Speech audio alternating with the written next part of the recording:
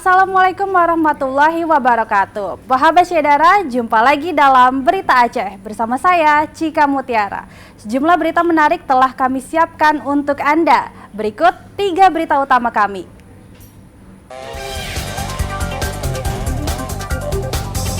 Hujan lebat disertai angin kencang yang melanda Kota Langsa menyebabkan pohon besar tumbang dan menimpa tiang listrik dan pagar kantor pemerintah.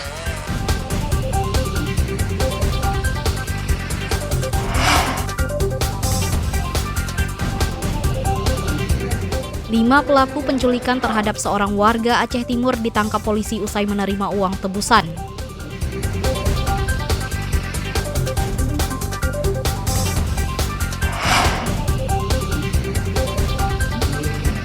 Komposisi anggota DPR Aceh Utara periode 2024-2029 tanpa keterwakilan satupun legislator perempuan.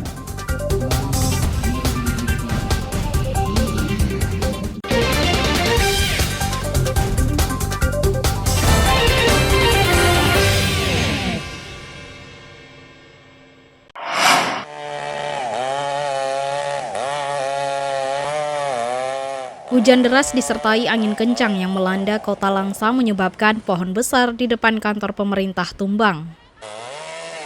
Batang pohon ikut menumbangkan tiang listrik dan pagar kantor yang berdekatan. Pohon setinggi 15 meter di depan kantor sekretariat pemerintahan Kota Langsa tumbang usai dihantam angin kencang dan hujan deras pada Selasa malam. Akibatnya pagar kantor ikut rusak akibat tertimpa pohon. Tugas dari BPBD dan Dinas Lingkungan Hidup Kota Langsa turun ke lokasi untuk menyingkirkan batang pohon. Dahan dan batang pohon dipotong dan dipilih untuk memudahkan pembersihan. Akibat angin kencang dan hujan lebat yang mengguyur Kota Langsa, terjadi pohon tumbang di sekitar kantor sekretariat Kota Langsa yang mengakibatkan terputusnya jaringan listrik hingga memadamkan sebagian dari Kota Langsa. Kejadian tersebut terjadi sekira pukul 10 malam, di mana kami mendapat laporan, dan begitu menerima laporan kami segera menurunkan tim reaksi cepat untuk melakukan pembersihan dan evakuasi terhadap pohon-pohon tumbang. Petugas PLN langsung memperbaiki sejumlah tiang dan jaringan listrik yang rusak sehingga suplai listrik kembali normal. Maimunzir melaporkan dari Langsa.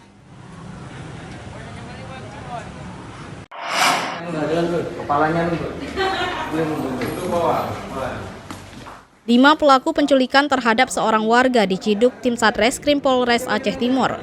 Kelimanya ditangkap di rumah masing-masing usai dilaporkan keluarga korban. Penculikan terhadap DF terjadi pada tanggal 18 Agustus 2024 lalu di salah satu warung kopi Desa Lungsa, Kecamatan Madat, Aceh Timur. Korban dihampiri 2 pelaku lalu digiring ke mobil yang sudah ditunggu 3 teman pelaku. Korban selanjutnya dibawa ke sebuah rumah sambil meminta tebusan sebesar 20 juta rupiah kepada keluarganya. Namun keluarga korban baru sempat menyerahkan uang sebesar 10 juta rupiah hingga akhirnya melaporkan ke polisi. Tepatnya pada tanggal 18 Agustus tadi. Jadi awalnya adanya laporan dari masyarakat, yaitu keluarga dari korban, ke Polsek Madat pada saat itu terkait dengan suaminya diculik oleh sekelompok orang. Kemudian dari adanya laporan tersebut, kami melakukan identifikasi di setelah tim gabungan terhadap para pelaku. Berhasil kita identifikasi dari pemeriksaan saksi-saksi juga bahwa pelaku ada 5 orang. Mana pada saat itu salah satu pelaku, ada saksi yang melihat bahwa salah satu pelaku menggunakan senjata api untuk melakukan tindak pidana penculikan pada saat itu. Komplotan penculik ini berbagi peran dengan rapih. Pelaku berinisial TA bertugas meminta uang tebusan. Pelaku berinisial MU bertugas menyediakan mobil untuk menculik korban. Sedangkan 2 pelaku lain, RI dan RA, berperan menjaga korban saat disekap di rumah MA. Dari pemeriksaan, pelaku menculik korban atas perintah MA yang sakit hati karena tidak dilunasi utang. Meski demikian, para pelaku terancam hukuman penjara 12 tahun karena melanggar pasal 328 subsidiar pasal 333 ayat 1, Jungto pasal 368 ayat 1, Jungto pasal 56 dan pasal 480 ayat 2 KUHP. Maimunzir melaporkan dari Aceh Timur.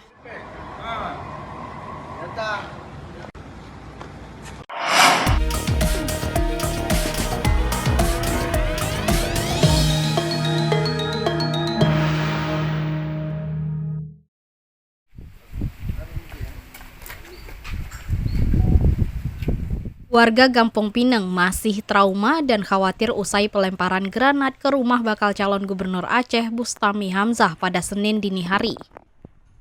Aparat desa mulai meningkatkan pengamanan dengan mengawasi orang asing yang masuk ke desa mereka. Warga mengaku lebih berhati-hati bepergian terutama kawasan yang rawan gangguan keamanan. Meski demikian, warga masih beraktivitas normal. Seorang warga mengaku mendengar suara ledakan 1 kali tetapi ia langsung ke masjid. Ia tidak menyangka jika suara ledakan merupakan granat yang dilempar ke rumah Bustami Hamzah. Besar suara ledakan? Besar suara ledakan, Pak. Ada berapa kali suara? Satu kali ledakan itu. Satu kali yang besar sekali itu. Boom. Bunyi rupanya di situ. Kok bisa suaranya kemari? Ya ini, ya memang itu memang manusia. Tapi tidak ada takut yang berlebihan. Dari kampung memang penjagaan sudah ada yang di dekat di tadi. Sementara polisi dari bidang Lab 4 Polda Sumut kembali melakukan uji forensik di lokasi ledakan yang diduga granat tangan. Namun belum ada keterangan resmi dari Polresta Banda Aceh terkait pengembangan penyelidikan. Rekaman kamera pengawas atau CCTV dan video amatir terlihat beberapa menit terjadi pelemparan bom oleh 2 orang pelaku yang mengendarai sepeda motor. Ledakan tersebut terdengar hampir ke seluruh desa.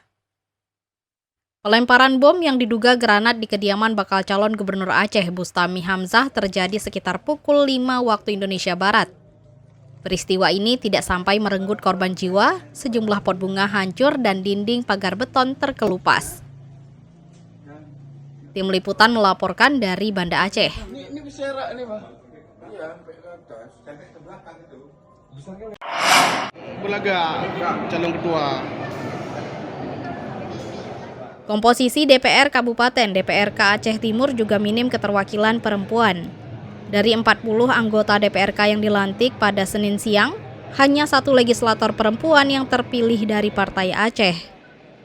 Pelantikan 40 anggota DPRK periode 2024-2029 yang dilantik dalam rapat paripurna di gedung DPRK Aceh Timur dipimpin Ketua DPRK periode 2019-2024 Fatah Fikri.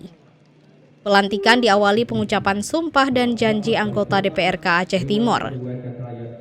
Dari 40 anggota DPRK Aceh Timur terpilih pemilu legislatif, Mariana merupakan satu-satunya anggota DPRK periode 2024-2029. Jumlah ini menurun dibandingkan periode lalu, yakni 3 anggota legislatifnya perempuan.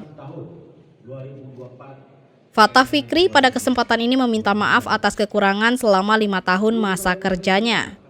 Fikri menyampaikan salam perpisahan dari jabatannya di parlemen. Setelah itu, Sekretariat Dewan memanggil anggota DPRK terpilih untuk mengucapkan sumpah jabatan dan dilantik. Alhamdulillah, acara kegiatan pelantikan anggota DPRK Aceh Timur pada hari telah berjalan sukses dan lancar, dan kami mengharapkan semoga wajah-wajah baru ini akan tampil lebih baik ke depannya, dapat menampung aspirasi masyarakat Aceh Timur. Ada berapa jumlah hari ini yang dilantik wajah lama itu ada 16 orang, sementara yang baru adalah 24 orang. Dari 40 anggota DPRK Aceh Timur periode 2024-2029, 26 diantaranya merupakan wajah baru, sisanya petahana. Partai politik lokal masih merajai jumlah anggota legislatif Aceh Timur. Maimunzir melaporkan dari Aceh Timur. PJ Gubernur Aceh, Saprizal ZA di Kandang.